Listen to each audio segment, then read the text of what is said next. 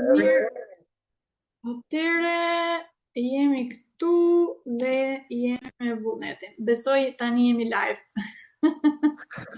Me pak fjalë. Përshëndetje vullnet, si je njerë mirë?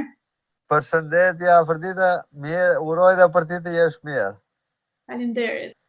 Me pak fjalë, pak a shumë, çfarë ka dalë në skenë, në bazë të dokumentave, po flasim gjithnjë në bazë të dokumentave të vërtetuara, jo dokumentat e kulturat e para që janë të regjistruara në Evropë janë kultura Vinça, që regjistrohet në Kosovë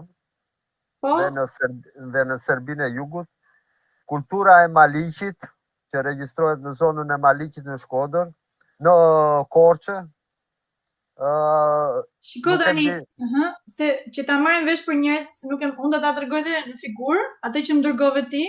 Tani këto janë, kjo është, domethënë linja e origjinës nga vjen njerëzit që kanë ardhur të parët në Europë, okay? Po flasim gjithnjë për Europën. Për Europën. Dhe kjo që më dërgove ti mua është nga Vatikani apo jo? Jo, kjo nuk është nga Vatikani.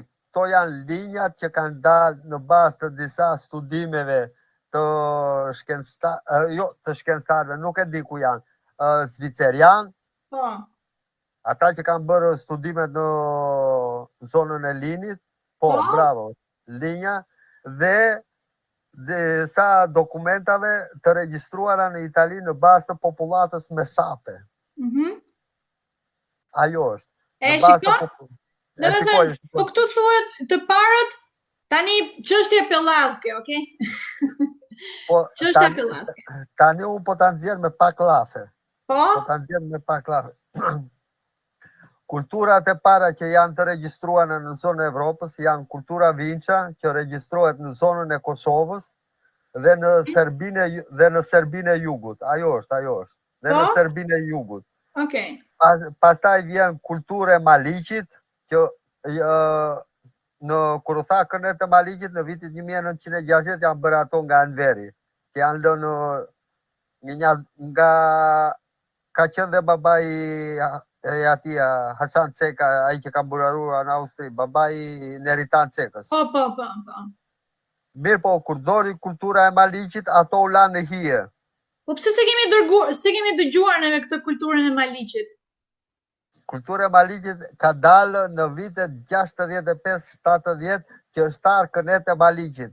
Tani, është shqiptare, okay? Edhe pse ka qenë në, domethënë, ato vende që theti në Kosovë, në jugor të Serbi e tjerë, është shqiptare. E lashtë. Atëre, lem të mbaroj deri në fund, pastaj do dalë do bësh do pyetje. Okej. Kultura Vinça është të regjistruar në zonën e Kosovës dhe në Serbinë e Jugut. Ajo është. Që ta shohin njerëzit, okay? Dhe simboli ka qenë rrethi. Ky rrethi këtu. Po. Atë po shifja dhe unë.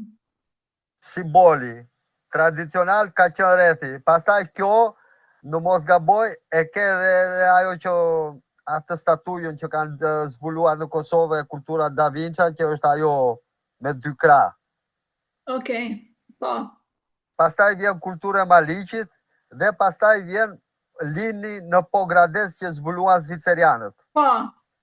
Më vonë vjen një zonë në Zvicër, tani unë nuk e di eksakt, po këto 3 zona kanë qenë të banuara në fillim në Evropë.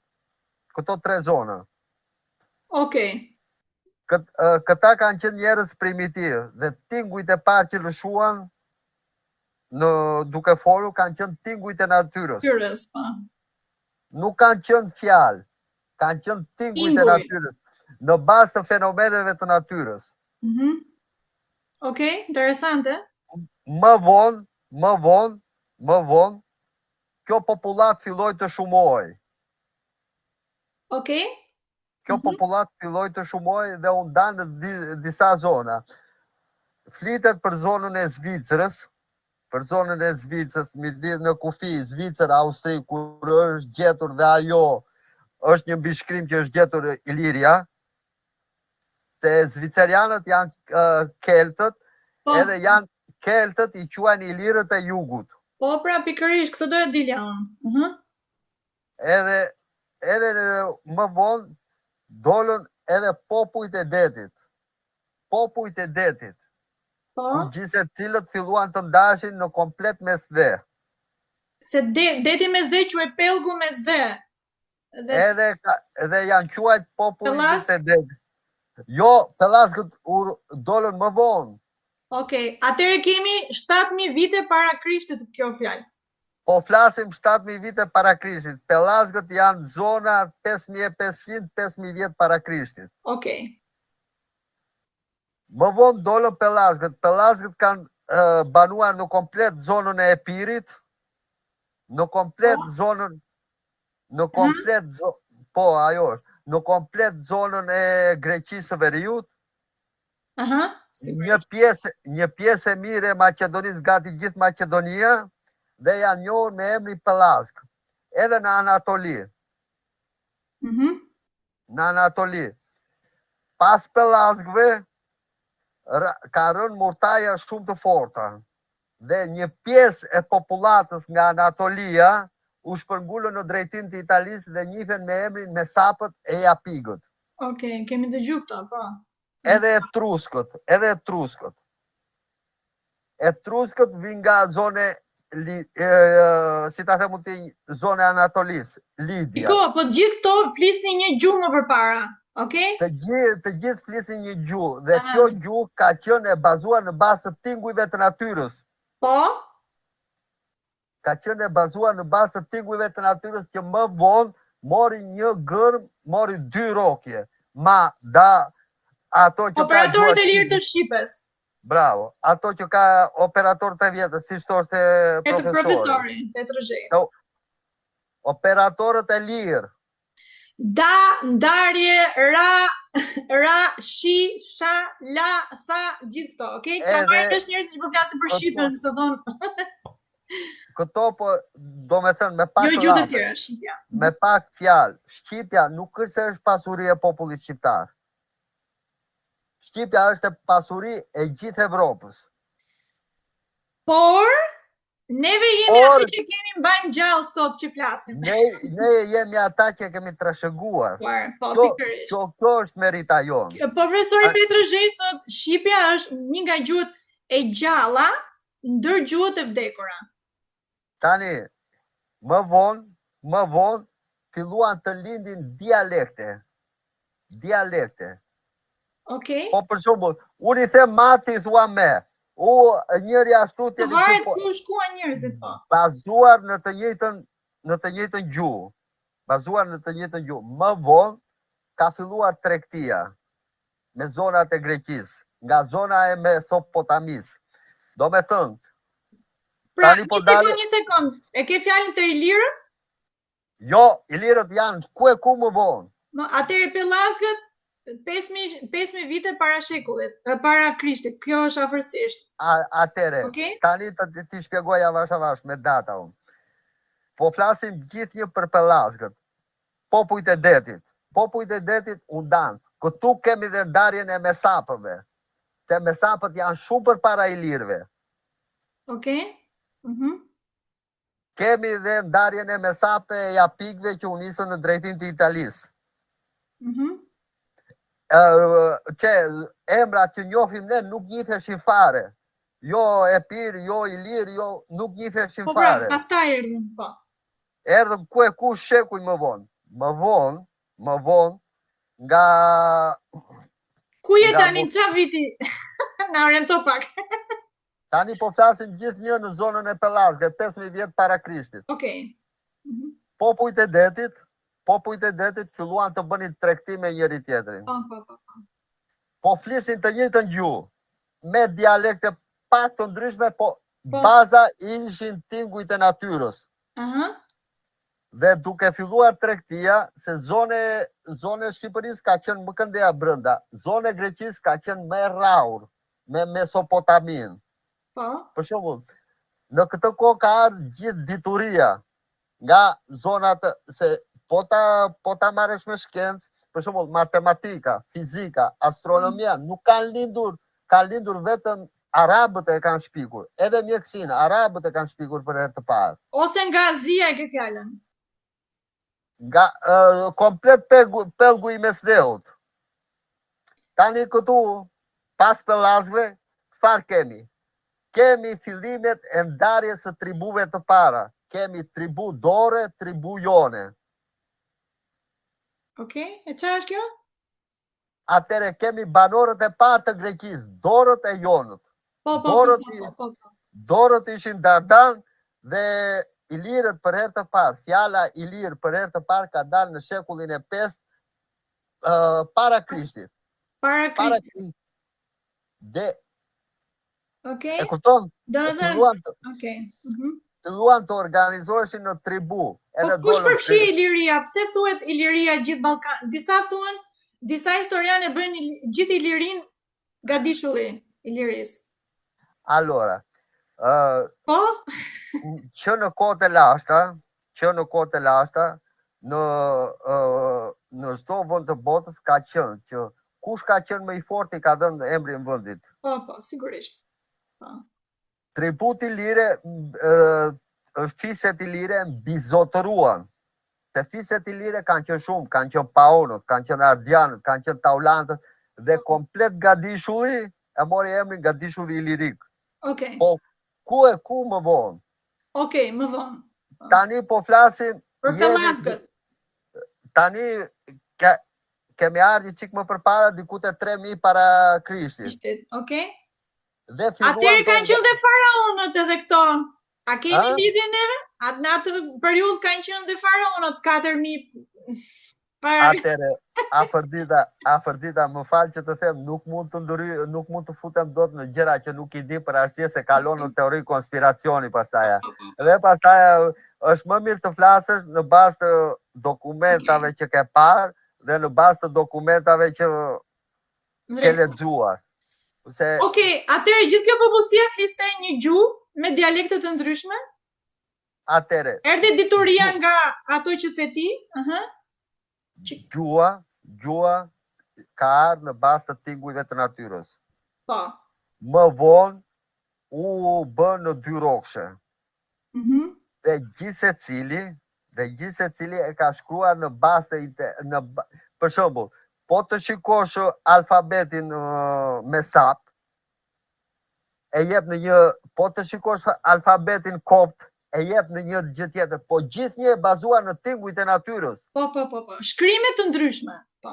Shkrime të ndryshme, për shembull, dhe sanskritishtja, edhe armenishtja, edhe çdo gjë tjetër, e shkruaj në mënyra të ndryshme.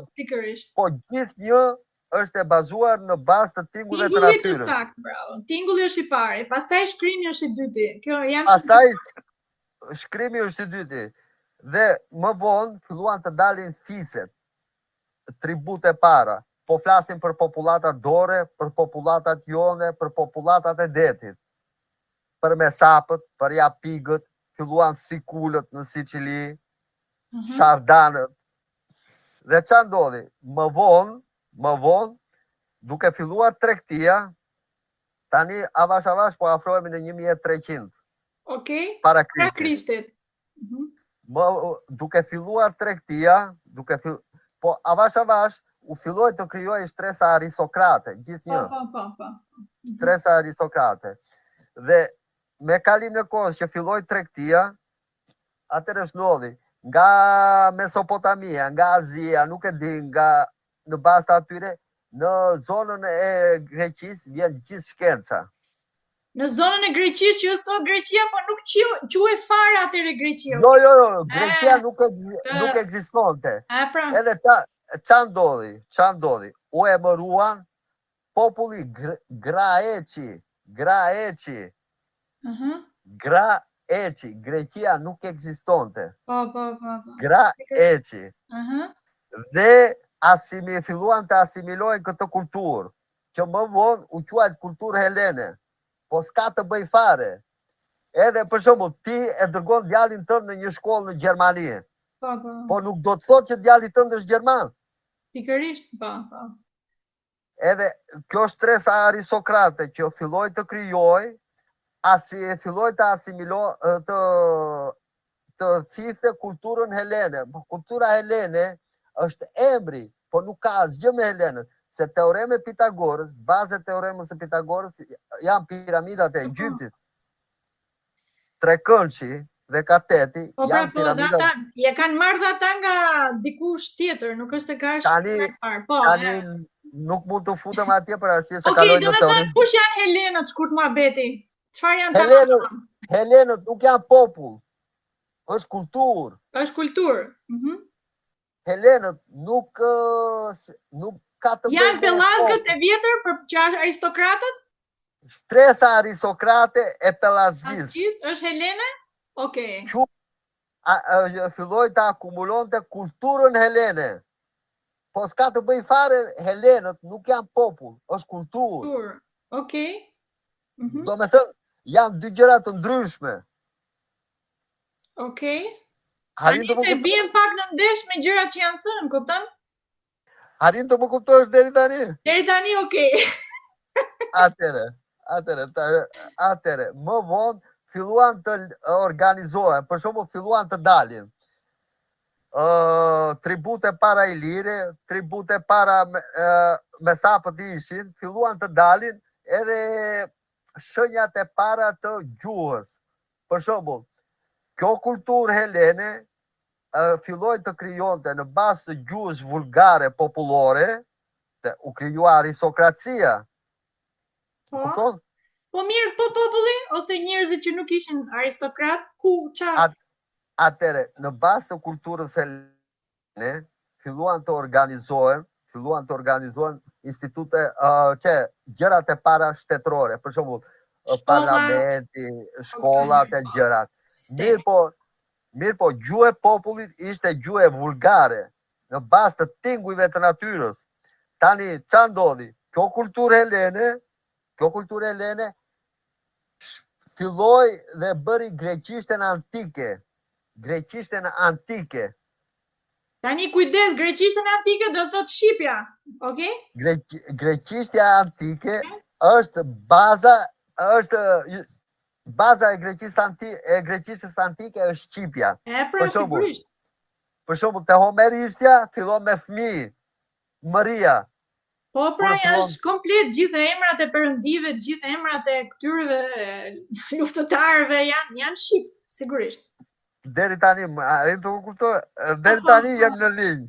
Po, çfarë do të thuash tjetër? Do me thënë që Helenët nuk kanë të bëjnë me popujt. Helen është kulturë. Po, okej. Dhe kur thonë që Helenët erdhën në Apolloni, është e vërtet. Kjo është e vërtet. Po jo erdhën Helenët, se Helenët nuk kanë qenë popull, erdhi kultura helene. Aristokrat. Kjo është e vërtet, edhe në Apolloni dhe në Durrës, se është e vërtetuar. Në të gjitha dokumentat që kanë parë është e vërtetuar, dhe në Italinë e Jugut. Po nuk ka të bëjë me grekët, se grekët nuk ekziston si nocion. Nuk ekziston as si shtet, as si nocion. As si shtet, as si nocion. Shqiptarët nuk ekzistojnë, po tani kanë filluar organizimet e para, tribut. Do me thënë, kemi tribut e para që filluan Ilirët, Maqedonët, për shembull Shqipëria nuk është njohur ndonjëherë, është njohur me emrin e Mafia. Po pra, këtë ka thënë dhe Arif Matia. Arif me Theo ka parë dokumenti që kam parë unë. Pasi një parë të njëjtin dokument. Jo, për arsye se unë bëj pjesë në një organizatë që jemi shumë çuna, që gjithë se cilët të shpërndar ca ndeja, ca këndeja, e gjithë se cili merr njëri shikon atje. Mirë, bravo çunat. Për shembull, Shqipëria është njohur në fillim, po flasim pas. Si emër e ke fjalën? Shqipëria është njohur si Maqedoni, është njohur si Epir i Veriut, Epir i Jugut. Ku më vonë ka dalë emri Arbëri? Po nejse, të vazhdojmë të hetim. Jemi tek viti 1000 para Krishtit afërsisht? Jemi te viti 1000 1300 para Krishtit, kur filloi të organizojë kultura helene. Okej. Që është Pellaski, thjesht? Po kultura helene filloi organizimin në qytet-shtete. Në Greqi kemi Atenën, kemi Tebën, kemi kultura Micene, që më vonë, po populli ka qenë gjithë një popull pellask. Që kultura është gjithë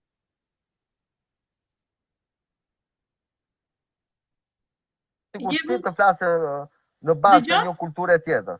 Më kupton? Po, të dëgjoj. Tani çando. Po flasim për në Romën antike. Prit, greqishtja, pse greqishtja dim gjithë 1800-ën, apo jo u krijua si shtet, por është temë tjetër, e marrim një ditë tjetër, një ditë tjetër. Jo, lem të shpjegoj këtë. Atëre ç'a ndodhi? Ndodhi që filluan të hidheshin hapat e parë në themelimin e perandorisë romake. Dhe po flasim, tani jemi afruar një çik diku te vitet 520-530 para Krishtit. Okej. Aty kur dhe filozofët që i quajnë grek, filozofët e mëdhenj në atë kohë pak a shumë ishin dhe në ashtu quajtur në Greqi, që ishin pellask. Atëre, po ta shpjegoj tani pse u shkërmoq gjuha greke. Në Itali, baza e popullatës kanë qenë 3 raca. Kanë qenë etruskët, që vinin nga zona e Turqisë dhe Anatolia për shkak të sëmundjeve të rënda, po ata quheshin tosk. Shishe. Këtu janë llafet e tani, këtë ka thënë Eleni Kocaqi, po kur e ka thënë në fillim, unë nuk i besoja. Nuk i besoja se thosha, po avash, kur fillova të kuptoj. Po mirë, këto janë të shkruara me dokumente këto? Këto janë disa dokumente në Itali, nga kanë ardhur etruskët, si kanë ardhur etruskët, emri që sollën etruskët, pse erdhën nga Libja. Janë të dëshmuara. Dhe vinë nga zona e quheshin tosk. Në bazë të dokumentave që rezultojnë në Itali, se në Itali ka 3 hipoteza. Hipoteza e parë është që vinë nga zona e Epirit. Hipoteza e dytë është që vinë nga zona e Anatolisë. Dhe hipoteza e tretë është që etruskët janë autokton italian. Por hipoteza e tretë është hedhur poshtë për arsye se raca me shenjat e para të jetës që janë dhënë në Itali janë në zonën e Pulius.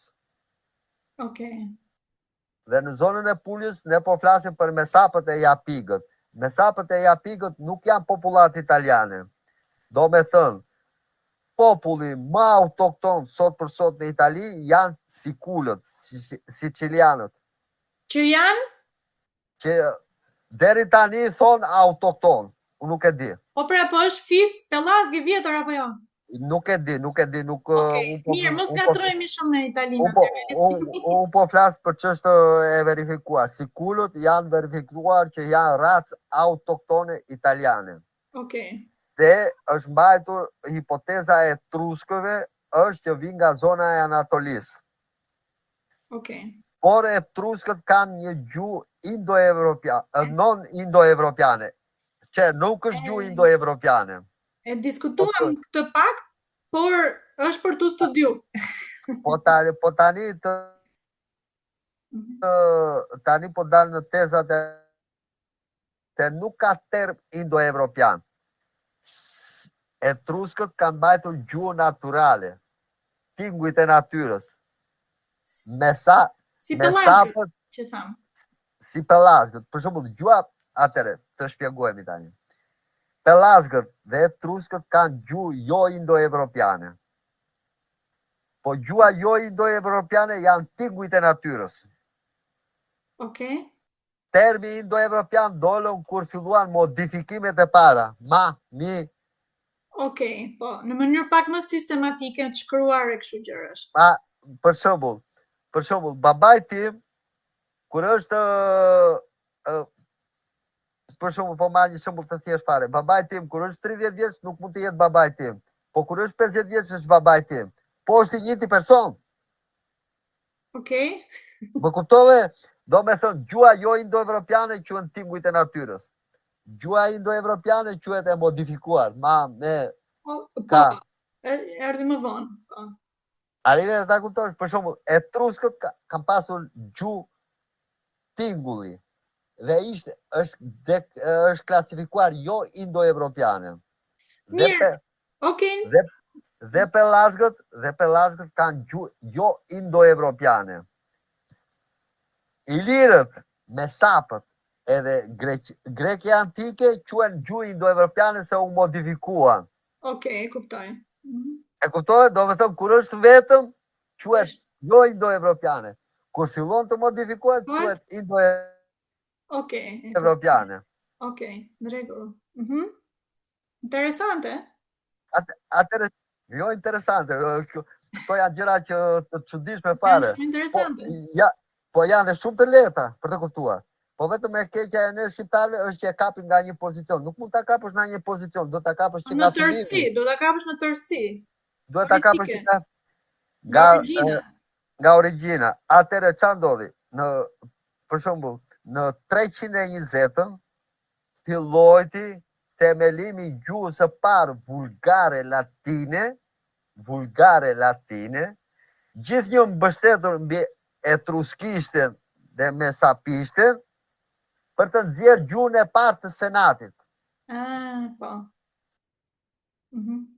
Gjuhë e parë latine. Për shembull, nuk e di unë për këtë dëgjuar, është një studius që thotë që në Itali është fol shqip, po nuk është se është fol shqip, se ne këtë ngatrojmë, është fol mesapisht. Po mesapisht nuk është gjua shqip, është gjua antike e shqipes. Po, sigurisht, antike. Profesori ka zbuluar, profesori Petrozhej ka thënë që gjithë gjua latine është krijuar në bazë të gjuhës që ishte më përpara, që është shqipja, sigurisht, e vjetër. Atëre, qa po të dalë unë tani, se avash po mblidhemi. U filluan të hidheshin bazat e perandorisë romake. Perandoria romake ka krijuar gjuhën e dytë latine për senatin. Dhe kur perandoria romake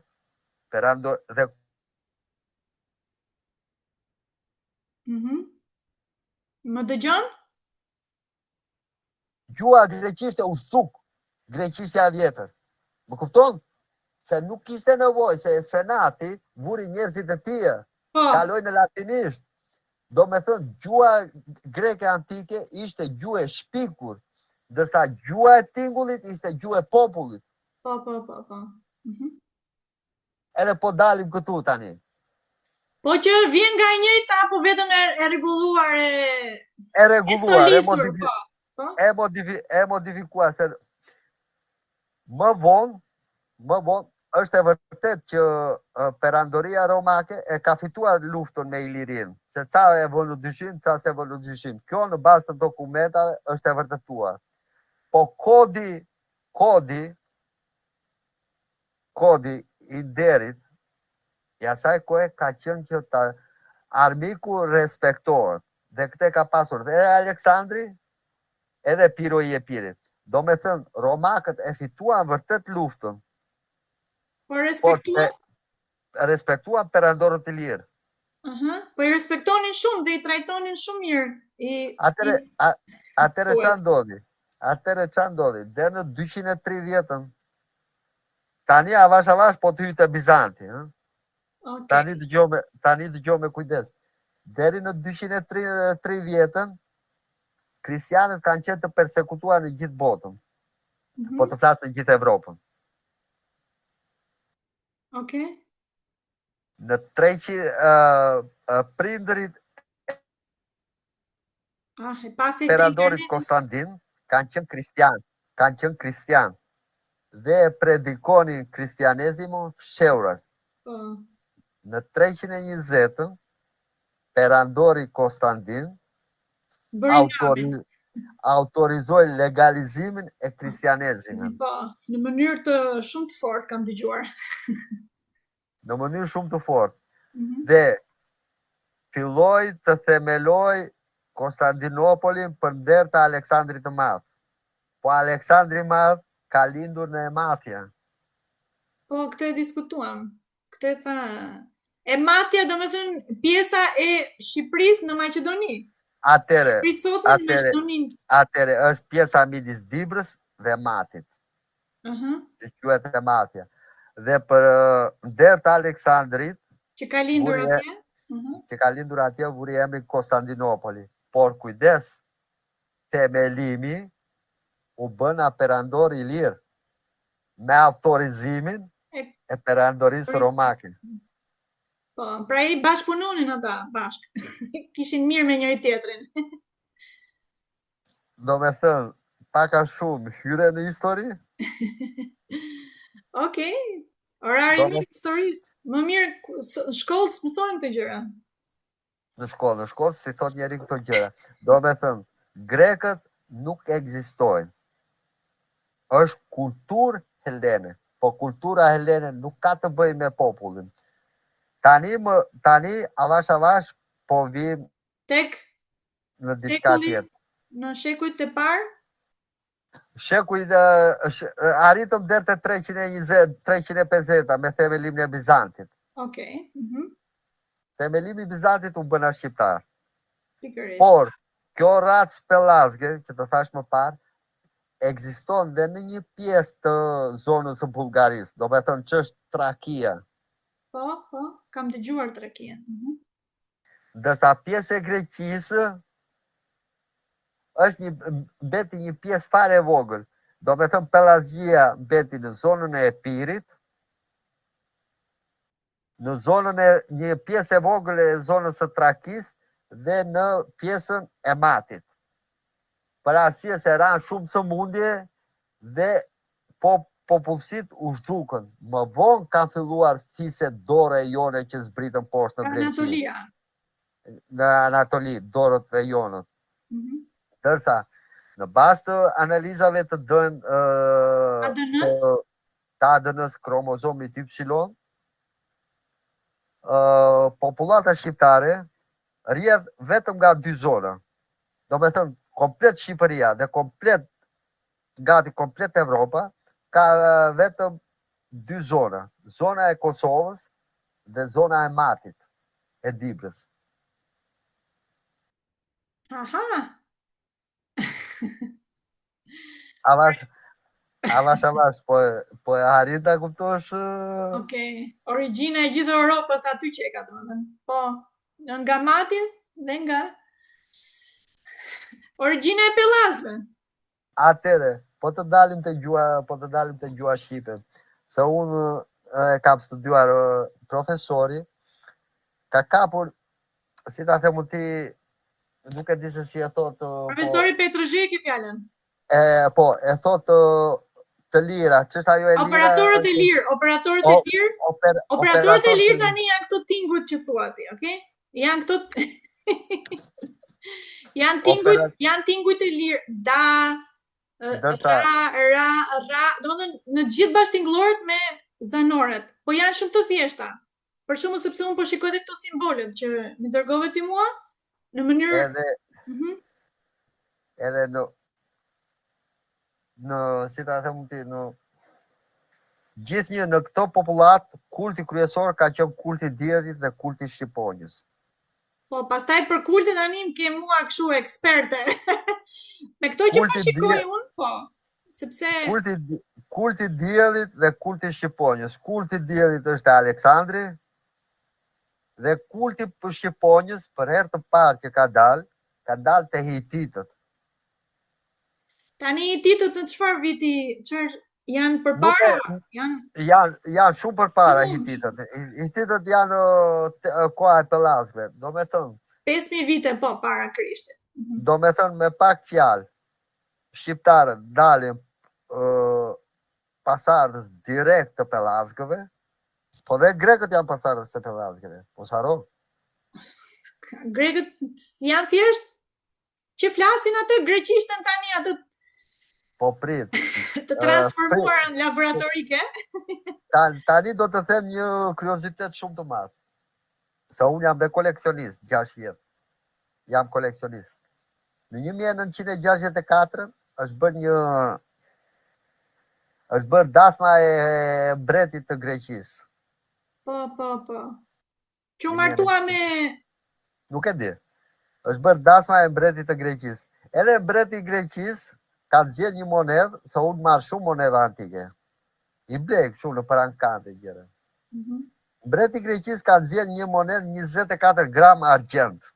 Po? Tani unë se kam këtu, po do ta dërgoj të shoh. Dhe kjo 24 gram argjend ka kokën e Shqiponjës. Në vitin 1964. 1964.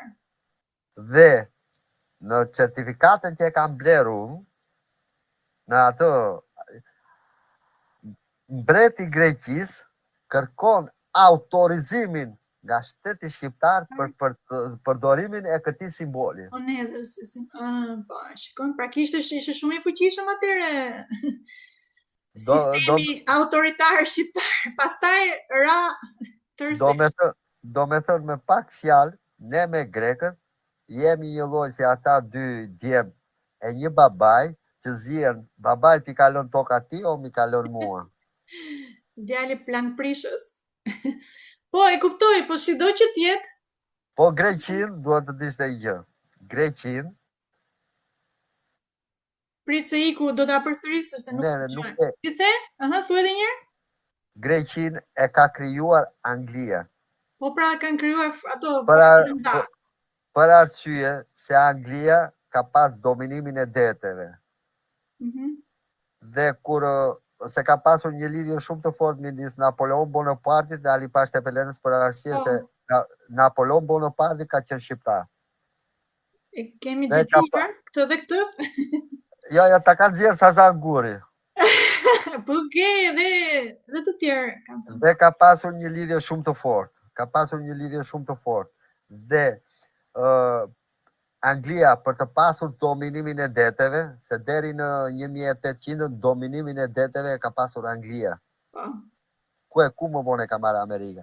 Ka shpikur Greqin në bazë të kulturës helene, po kultura helene nuk ka të bëjë me popullin grek.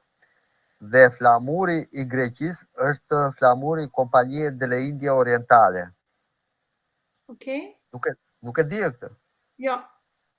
Atëre, flamuri grek është flamuri delle Kompanie delle Indie Orientale. I vitit 1604 që ka bërë, nuk e di se si quaj ai lordi angles, ka bërë në Indi. Dhe i kanë dhënë dhe flamurit. Okej. Në këtë kohë është pikur një dominim i fesë ortodokse të rritit bizantin. Këtë mua më ka shpjeguar, ka vdekur tani, është ai Arbëreshi. Ai Arbëreshi, ja harova emrin. Ami që ka qenë prift, ja harova emrin. Me emër Belushi. Okej. Dhe në këtë kohë Anglia ka shpikur një në bazë të rritit ortodoks bizantin, po Bizantin nuk ka të bëj fare me Greqinë. Dhe kur është themeluar Greqia, neni parë në kushtetut ka qenë që çdo banor që është i rritit bizantin ortodoks quhet grek. Okej. Po mirë, pse nuk, domethënë sigurisht, domethënë u krijua gjua për të patur thjesht pushtet. Kjo Greqia e sotme. Greqishtja e sotme.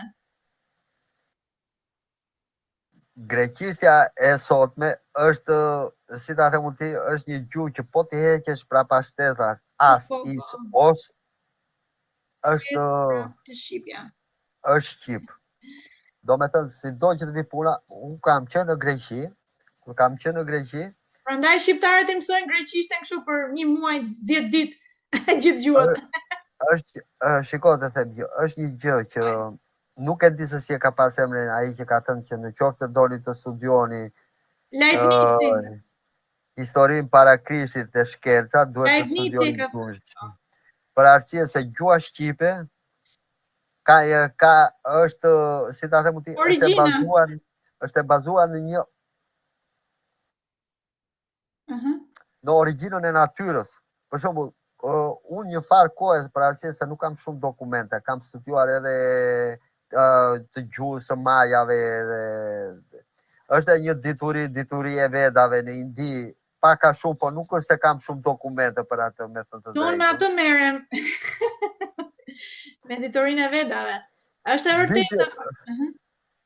Edhe di që çdo gjë është e bazuar në bazë të tingullit të natyrës. Po, ishin shumë të lidhur me natyrën ata. Do me thënë, dhe një gjë tjetër, ai që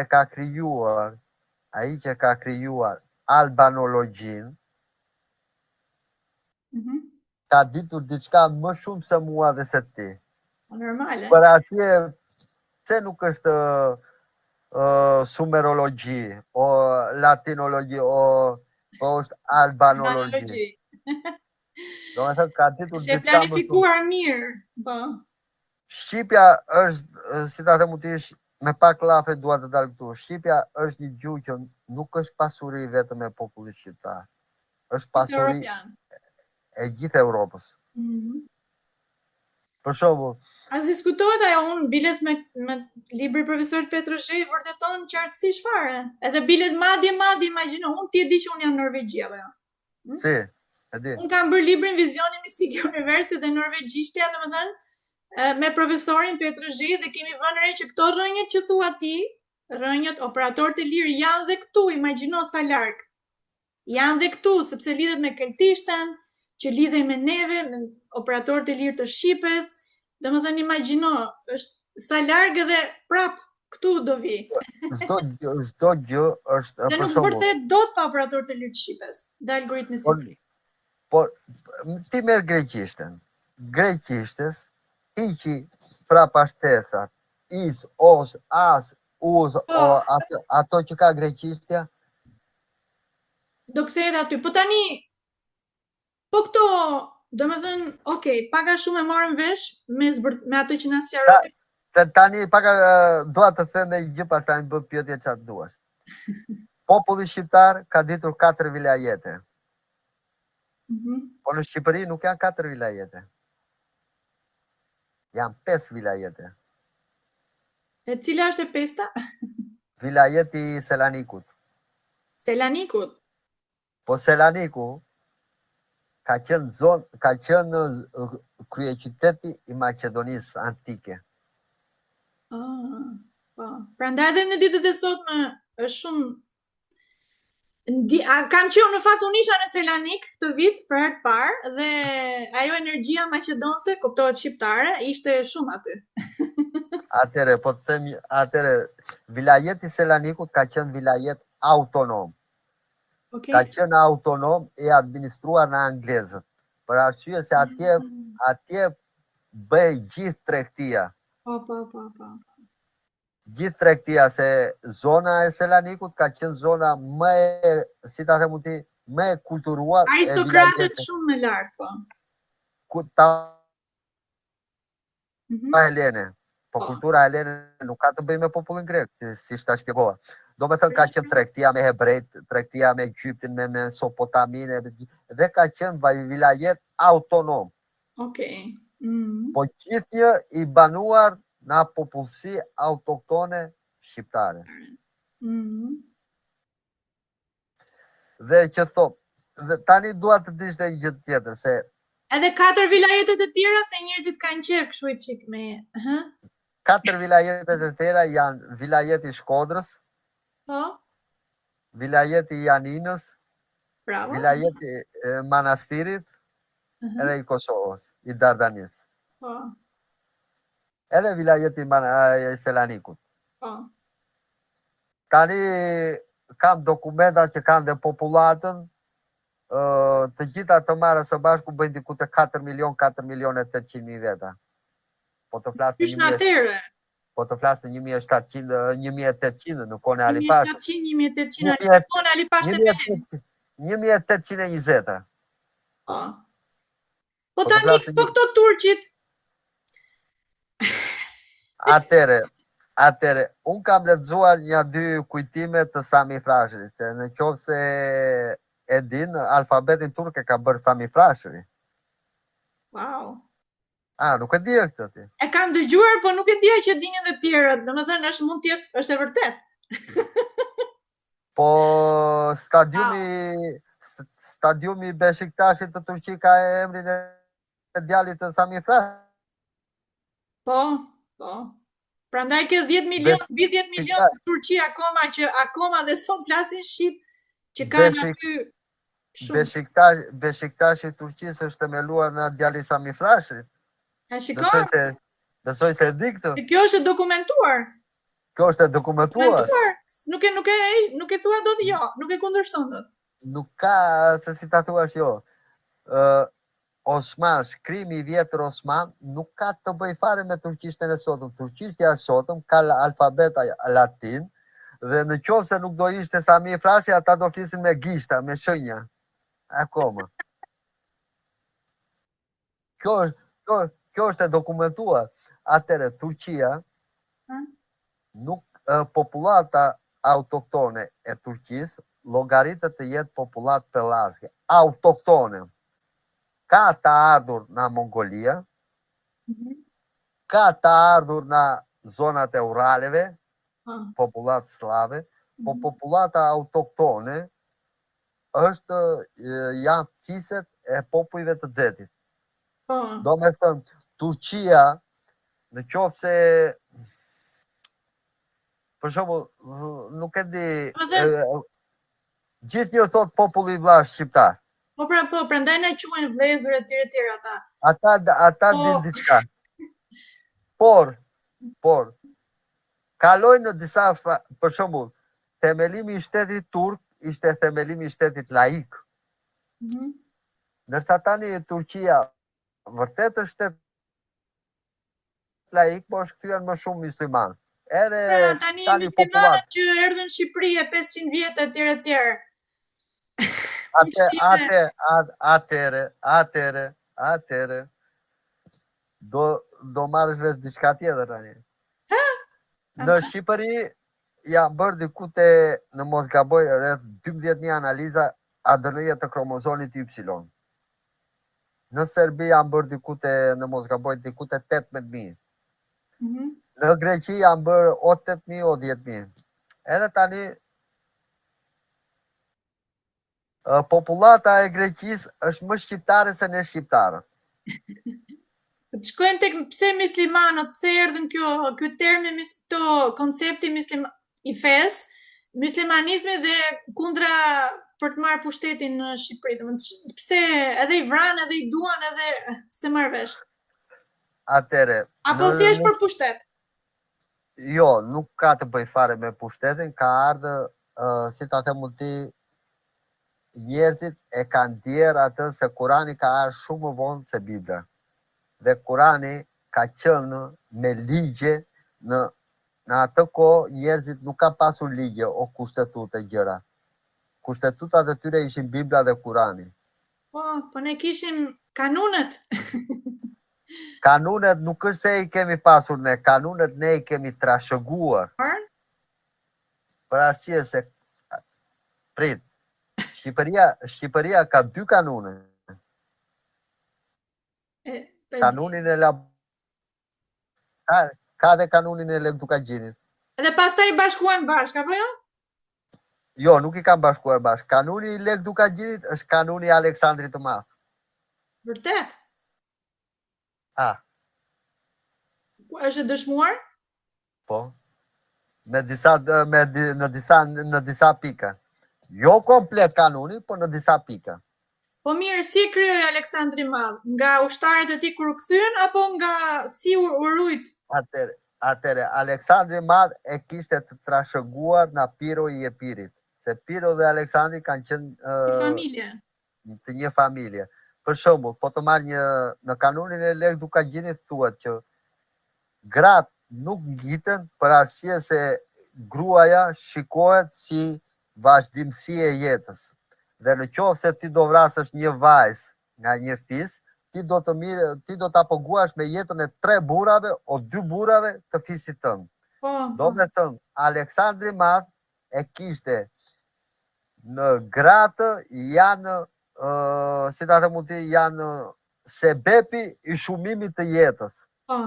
Dhe kur, për shembull, dhe kur Aleksandri i Madh fitoi ti luftën me Darion, që zuri rob në Persi, që zuri rob nënën dhe motrën e Darion, nuk e ka ngajtur fare, po e respektoi. Ka trajtuar shumë mirë, po.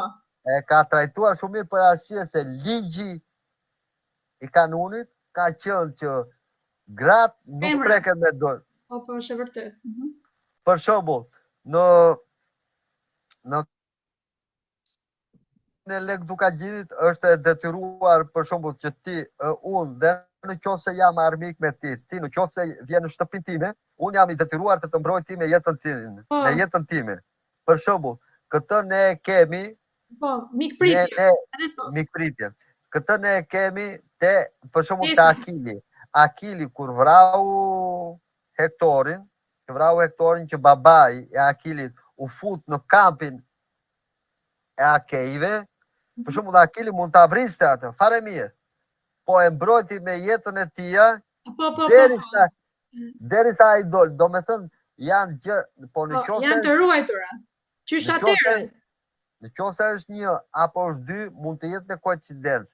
Po në qoftë se koincidencat bëhen shumë, atëherë nuk është më koincidencë. Po, atëherë është e vërtet. Edhe Aleksandri më thuaj që erdhi nga Akili, domethënë kishte stërnipi. Këtu është temë tjetër. Shiko, nuk mund të kaloj në teori. Te muslimanizmi kundra shqiptarëve. Kjo, pse 500 vjet, ç'është kjo? Atëre, edhe dashuri edhe vrasje. Muslimanizmi, sa unë kam një mikun tim në musliman shumë të mirë në Gjermani që më ka dhënë jashtëzakonisht dokumenta. Po them që janë të qinj, po them çfarë ndodh për shqiptar. Jo, ndodhi kjo që do me thënë Shqipëria duke pasur se feja tonë bazë ka qenë kristianizmi. Atëre, po. Duke pasur kristianizmin deri në një farpike, për shembull krishterizmi. Dhe me ardhjen e Kuranit, shumë familje, shumë njerëz filluan të mësojnë ato gjërat që ju duken më të mira. Për shembull, ti të duket më mirë, unë dhe ti jetojmë në Shqipëri, për shembull. Ti të duket jeta më e mirë në Norvegji edhe vetëm në Norvegji. Mua më duket jeta më e mirë në Itali dhe vi në Itali. Do me thënë gjithë secili që mori atë që i pëlqeu. Po baza në Shqipëri ka qenë kristianizmi. Në atë kohë, po. Në atë kohë. Më vonë, për shembull, se për këto dalin dokumenta, kanë nxjerr dokumenta edhe profesor Mark Palnikaj në arkivat e Mark Palnikaj e kam takuar në Shqipëri dhe kemi bërë dhe intervistë biles për këto tema. Për ca tema. Edhe kanë nxjerr dhe ai dokumenta. Ka dokumenta shumë të mira. Po vetëm që u futën në vllavrasje pastaj, për arsye se ti e di si jemi në shqiptarët. Kur futet një i tretë, zihet më vaj me vlla, pastaj e drejtë shejtan. Mirë, ajo është 500 vjet, nuk është vetëm 2 vjet ose kështu. Po, nga një anë ka bërë dëmet e saja, nga një anë ka bërë të mirat e saja. Tani... Nuk është, shiko, çdo gjë që ka ndodhur në vendin tonë, ka të mirat, ka dhe gjërat negative. Po. Nuk mund të ketë kur, por megjithatë, e rëndësishme është që jemi në harmoni. Po. Edhe pastaj edhe me Greqinë, me Çamërinë, këto gjërat, domethënë. Do flasim pak edhe pak për slavët. Ka lidhja do me Pellazi, si nga kur erdhën këta? Ka s'kanë qenë fare aty. Atëre, prit një minutë. Me frym për slavët. Atëre, në bazë të analizave të kromozomit Y, komplet zona e Shqipërisë, komplet zona e Dardanisë, Malit të Zi dhe Maqedonisë, Trakia ka linjën e saj të Adnës. Se dhe trakët janë popullat autoktone. Trakët janë një pjesë e vogël e Bullgarisë. Një pjesë e Pellazi e vjetër, okay? një pjesë e vogël e Bullgarisë, po jo Bullgaria që është në kufit e saj, Bullgaria që ka qenë në Greqi, se vilajeti Selanikut ka qenë i kufizuar me Trak, do me thënë nuk ka pasur Greqi. Po pra po, s'ka pas Greqi atyre. Ka pas Epiri Jugut, Epiri Veriut. Epiri Jugut, qytet shtete greke, Helene, jo greke, Helene. Aristokrate, Jugu dhe Veriu që ishte pak më... Veriu, zone e Selanikut, ka qenë komplet në Maqedoninë. Po. Atë, a kjo dihet, Maqedoninë, Selanikut. Edhe sot edhe mbi sot është. Edhe zona që është afër me Turqinë, ka qenë Traki, pjesë e Bullgarisë së sotme. Nuk po flas për Bullgari. Atëre me analizat e ADN-s, populli shqiptar, populli malazez, populli gati 70% e Greqisë, se Greqia ka shumë armen. Ka shumë armen. Edhe gati në mos gaboj diku te 68-70% e Maqedonisë dalin nga dy zona. Nga zona e Mathia dhe nga zona e Kelmendit. Tani një sekond, ti the dy kanune, kanuni Lek Dukagjini dhe kanuni Labëris, okay. I Toskëris, kanuni i Toskëris. Është më i vjetër, më i modern. Kanuni i Toskëris eksakt nuk e di se i qa viti është mos të gënjej kot. Po di që kanuni i Lek Dukagjinit është kanuni i Aleksandrit. Dhe s'ka të bëj me Lek Dukagjini. Lek Dukagjini vetëm i ka mbledhur dokumentat. Është quajtur për nder të mbledhjes së dokumentave i Lek Dukagjinit. Atëre, fiset më të vjetra në Shqipëri që na rezultojnë, në bazë të gjithë një të kromozomit Y, rezulton Gashi, Berisha, mbi emrat, Thaçi,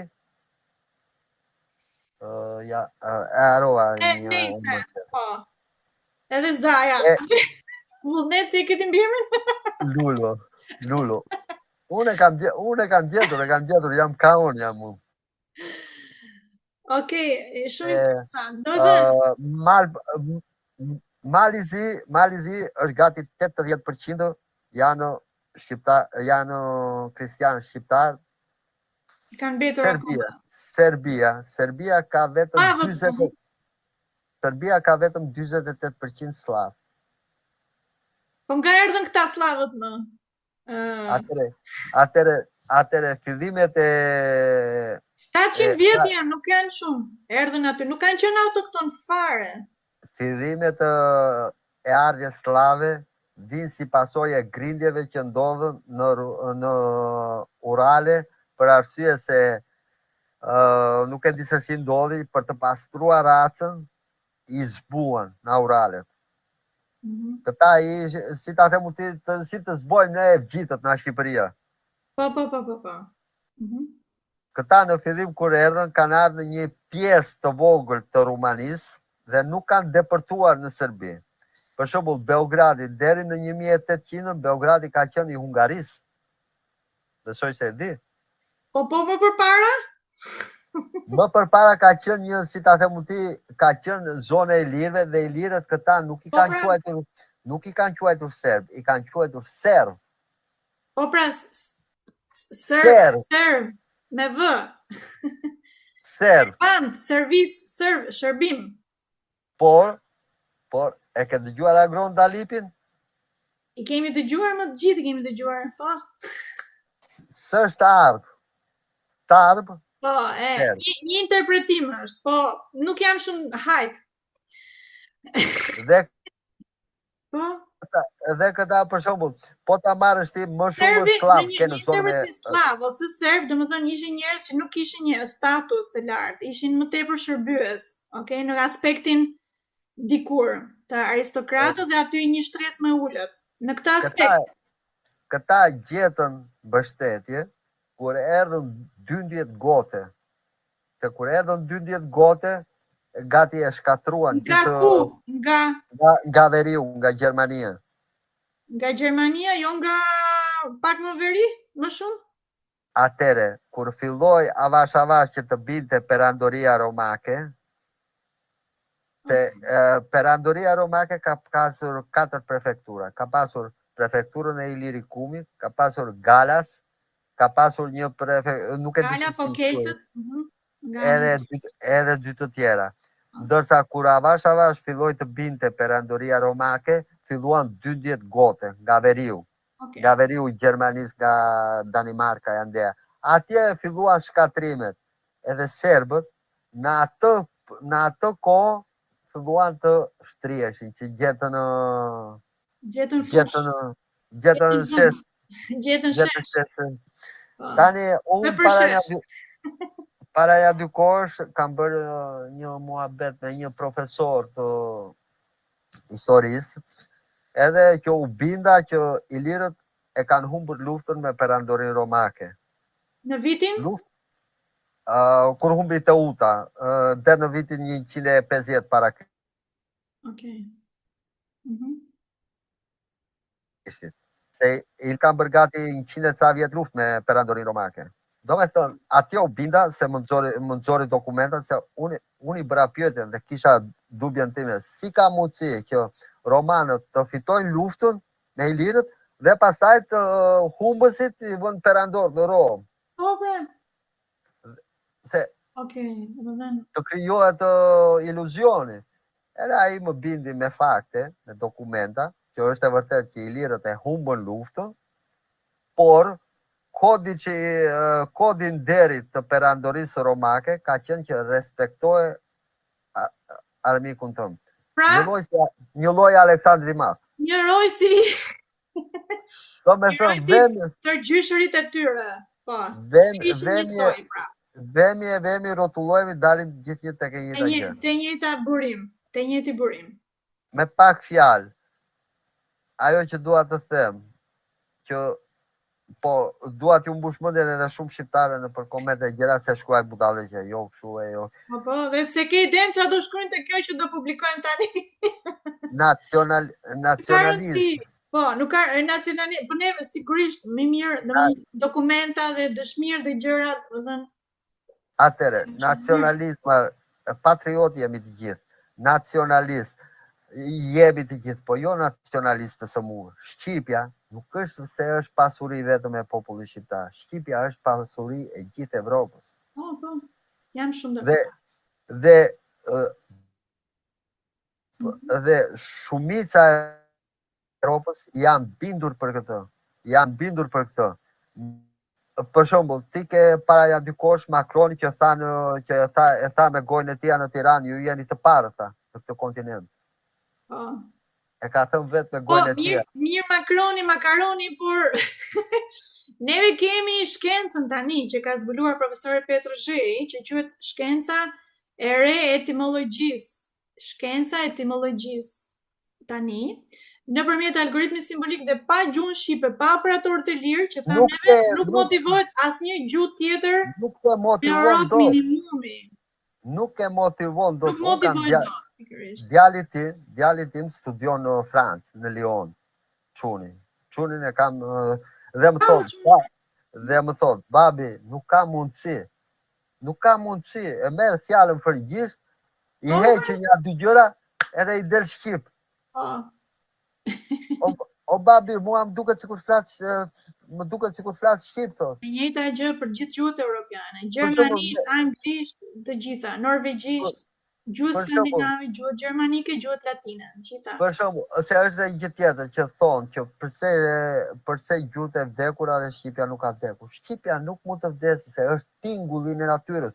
Mos sikur edhe ne shqiptarët të duam ta heqim. Është hynore.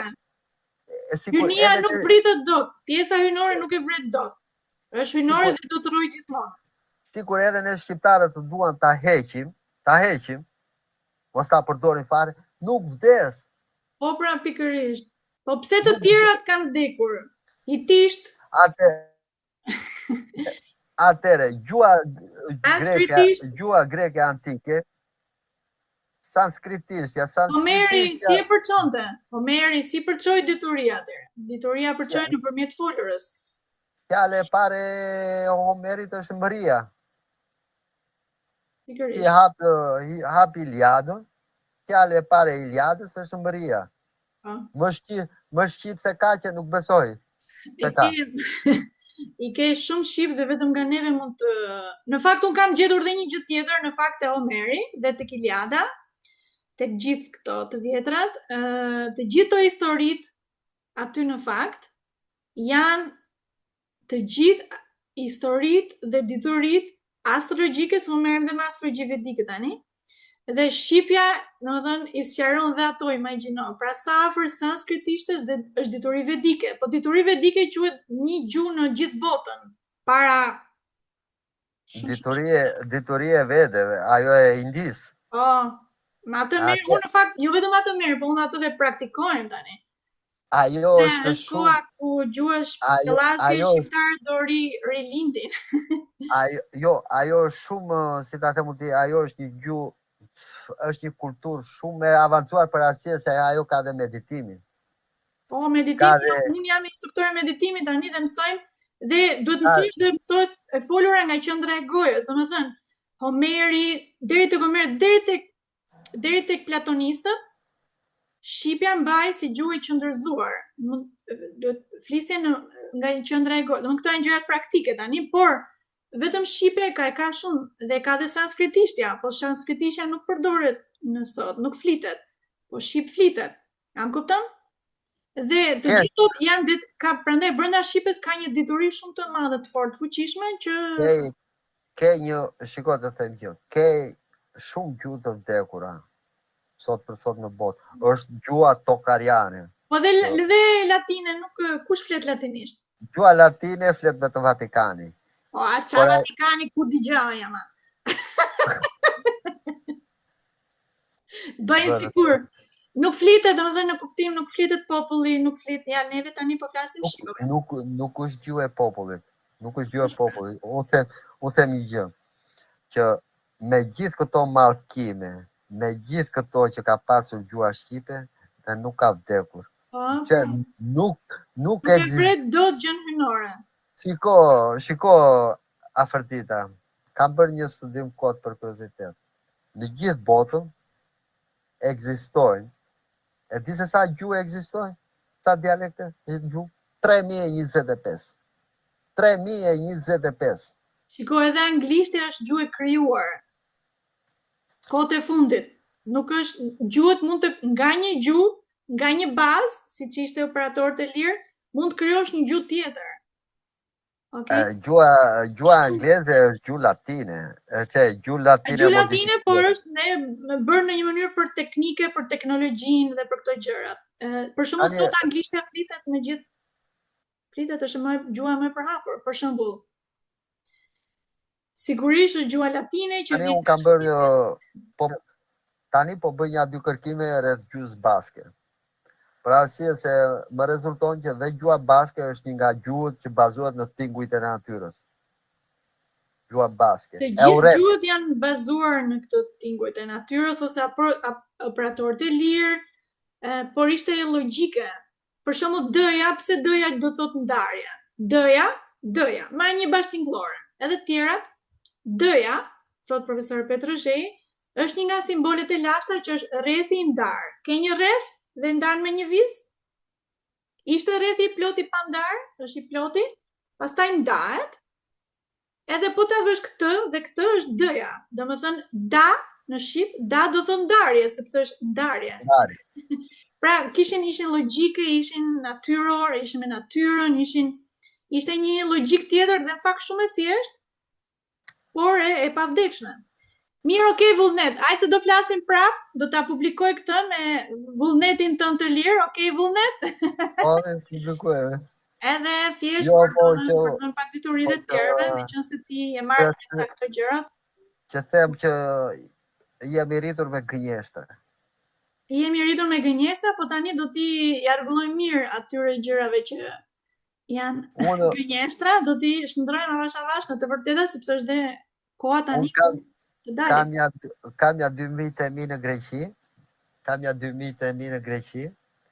Edhe ata prindërit e tyre, jo ata, flasin shqip. E shikon? Po jo shqipe që flasur e tip, gluha, buka, tata, që atë gjune e vjetër. E më thot që fliste greqishtja. Edhe i nxjerr ja 2 dokumenta, unë i dërgoj ja 2 dokumenta, se tani me thënë të drejtën, arkivat e Athinës nuk janë hapur, nuk japin leje studiusve shqiptar për të futur në Athinë. Për arsye se si ta them në Greqi ka shumë gjëra që janë zbuluar, unë këtë gjë e kam zbuluar në ai etruskologu që jeton në Gjermani, ja harrova emrin. Nikos Stilos. Po, Nikos Stilos, po. Nikos Stilos është një nga etruskologët më të mirë në botë. Anzi, mund të themi i vetmi në botë. Nikos Stilos. Edhe janë ja 2 gjëra që janë zbuluar në Greqi, se në Greqi janë zbuluar shumë gjëra, jo gure, kështu, edhe nuk i shpjegojnë dot. Pra nuk i shpjegojnë. Unë në fakt isha në muze në Greqi, thash po futem një kot sa për ç'a dim këta.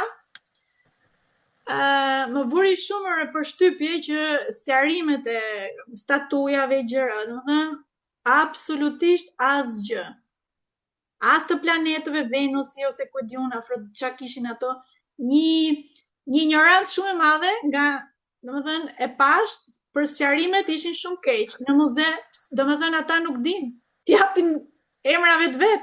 Sepse kanë vjedhur nga neve dhe nuk din, nuk t'japin asnjë sqarim. Tani po të ishte shumë përqeshur në fakt. Që gjasme në gjithë Europën është përhapur mitologjit greke, bla bla bla, ndërkohë ato vetë në Greqi nuk din fare, nuk kanë absolutisht asnjë dituri. Nuk i sqarojnë dot me gjuhën e vet. Laboratorike. Tani nuk ta tregoj dot, po për arsye se nuk e kondivizoj se bie interneti, po do ta dërgoj me mesazh. Neve do sigurisht vitin e kaluar isha në Prag në pushime. Edhe vajta në muzeun e Pragës. Sa futem në muzeun e Pragës, shqiponja e madhe. Shqiponja e Bizantit. Do ta dërgoj. E kam futem në muze, edhe që ai guardia e kështu, so unë me thënë të drejtën e flas anglisht, por nuk e flas mirë. Edhe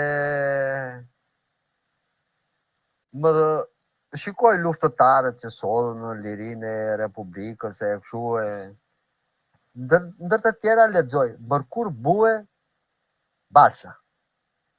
Do ta dërgoj. Shikoj skedën atje, kishte e ke parasysh atë si i thon se ja haruam dhe emrin, moja ma të keqen. Ame atë që mban kundra heshtave, gjërave. Mua më kujtove tani, me shqiponjën e Skënderbeut, i them. Unë të ma shpjegosh pak të? Ky ishte princ Arbërorta që erdhi luftojtita për të ndihmuar vëllezërit e tij në tokën tonë për të fituar pavarësinë.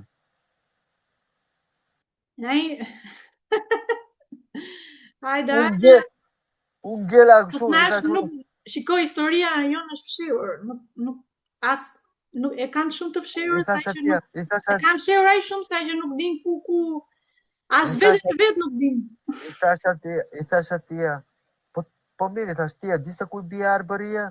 Diku andja nga Turqia, tha. Po, aq din ata. O, zot, thash me vetë. Nuk din fare, jo ai din, ai që kanë thënë në përshkolla. Profesori Petrozhi thoshte që në vitin 1700 sidomos, edhe më përpara kishte shkolla shqip. Atëre, shkolla. Dhe një nga prej këtyre Leibnizi, domethënë, prandaj ishte shumë i marrosur pas shqipes, sepse dinte këtë, që shqipja jepte kuptim, i motivonte fjalët e huaja. Ishte normale atëre. Po pasi lindi kjo historia e mashtrimit të Greqisë, këto gjëra dhe ora vlera e gjuhës shqipe në kuptimin e famës, edhe jemi ku jemi sot, domethënë, po, edhe mua këtu në Norvegji, më thonë mua, pse je bjonde Shqipëria turke, shumë ka din, dhe më kujtove diçka, sepse unë shkova edhe këtu tek këto muzeut këtu në Norvegji, për thash, për të parë pak se unë ti di simbole dhe këto gjërat e lashta, edhe sepse në fakt dhe norvegjisët këtu nuk janë autokton. Ato janë ca fisë samites lapone, nëse ke parë që janë pak si kështu, ata janë autokton. Dhe unë kam studiuar gjuhën e tyre.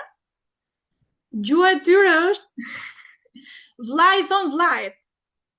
Nise i thon nuses.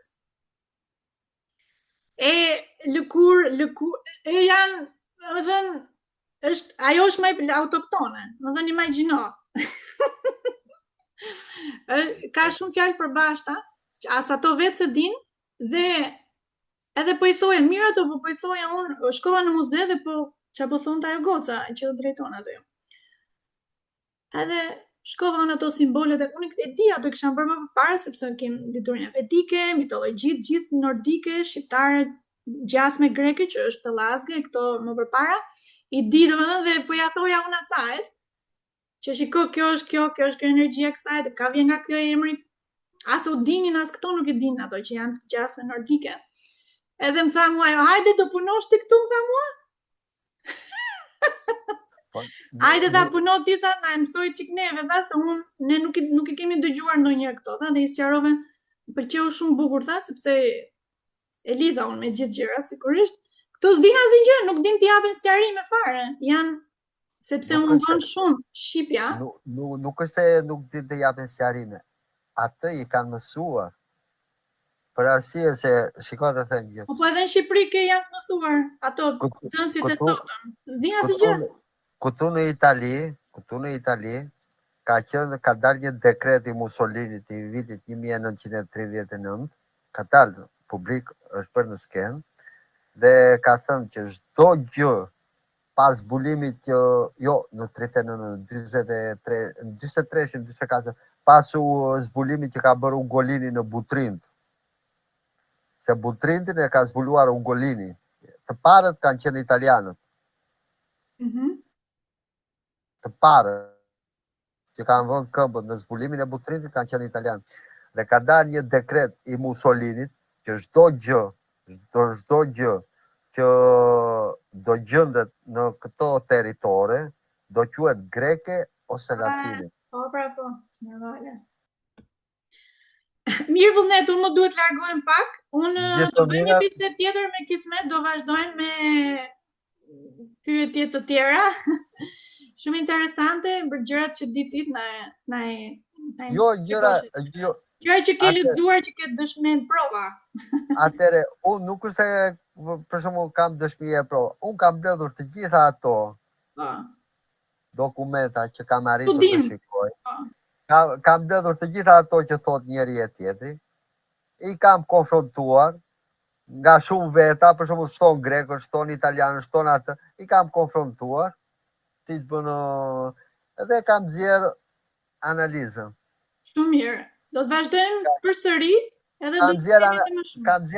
Kam zjerë analizën, dhe analiza principale, analiza kryesore është kjo, që gjua e Pelazge është gjua e tingujve të natyrës dhe quhet jo indo-evropiane, ku futen dhe etruskët.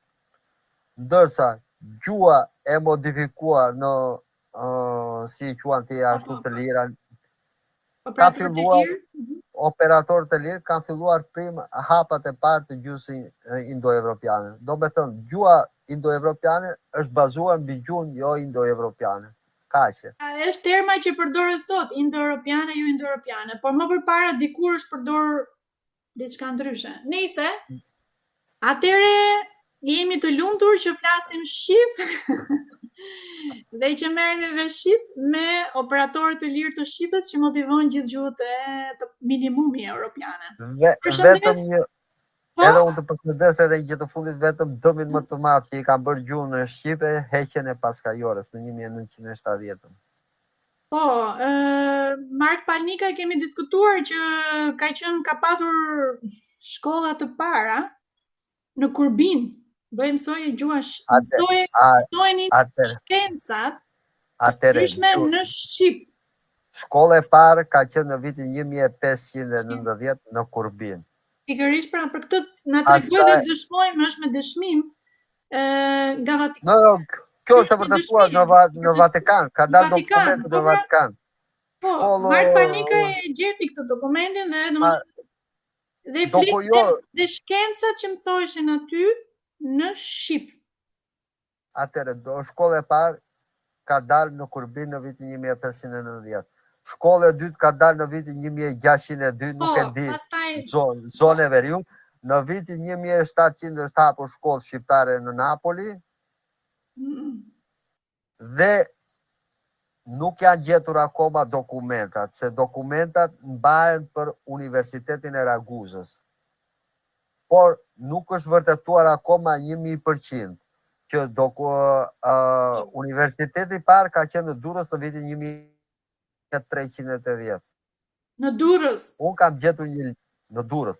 Unë kam gjetur një libër dhe pas pushtimit turk, Universiteti Durrësit u transferua në Raguzë. Ky Raguzës ekziston.